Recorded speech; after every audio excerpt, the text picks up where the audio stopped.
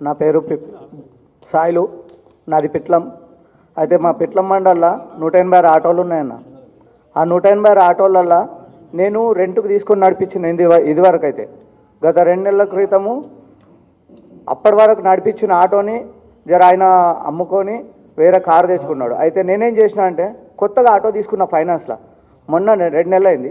2 నెలల నుంచి నా బాధ ఇప్పటి వరకు పర్లేదు, బాగానే ఉంది. ఒక 1000-1500 వస్తుంది కదా, నేను బతుకుతాను, నాతో పాటు నా ఫ్యామిలీ బతుకుతుంది, నా కుటుంబం బతుకుతుంది అనే ఆలోచనతోటి నేను తిరుగుకుంటా పొద్దున ఉదయం 6 గంటల నుంచి అడ్డ మీదకి పోతే ఆటో పెట్టుకొని రాత్రి 11 వరకు ఉంటాను. బస్ స్టాండ్లో రౌండ్లు వేస్తూనే ఉంటా.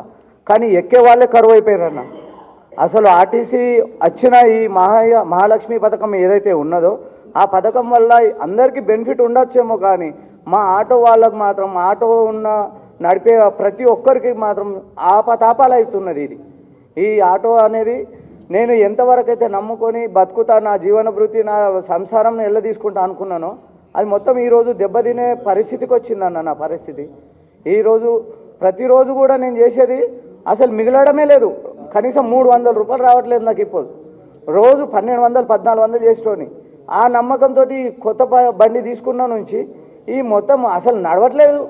ఏం చేయాలో అర్థమవుతలేదు. కాబట్టి దీనికి ఏమదంటే నిరుద్యోగ వృత్తి కింద ఆటో వాళ్ళ నా యూనియన్ తరపు నుంచి నేను ఒకటే కోరుకుంటున్నా, అయ్యా రేవంత్ రెడ్డి గారు, మా ఆటో వాళ్ళు మీ ఆపతులు మీకు కనబడట్లేదా? మా ఆటో వాళ్ళని గుర్తించరా? ఇంకా ఎన్ని రోజుల వరకు ఈ చర్చని ఇంకా ముందుకు సాగిస్తారు?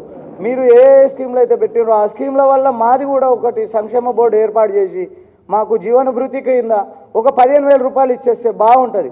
లేదంటే తీవ్రంగా మేము మా ఆటో వాళ్ళు ఈరోజు జరిగిన మా నిజామాబాద్ డిస్టిక్లో ఒక విషాద సంఘటన పరంగా రేపు ఫ్యూచర్లో ఇంకా నాలాంటి వాళ్ళు ఇంకెంతమంది అవుతారో అది జరగకుండా చేయాలనే ఆలోచన ఉంటే మీరు గవర్నమెంట్ని కరెక్ట్గా నడిపించే ఆలోచన మీకు ఉన్నదా లేదా మాకు తెలియదు. కానీ వాస్తవానికి ఆటో వాళ్ళని మాత్రం ఆగం చేస్తున్నాం.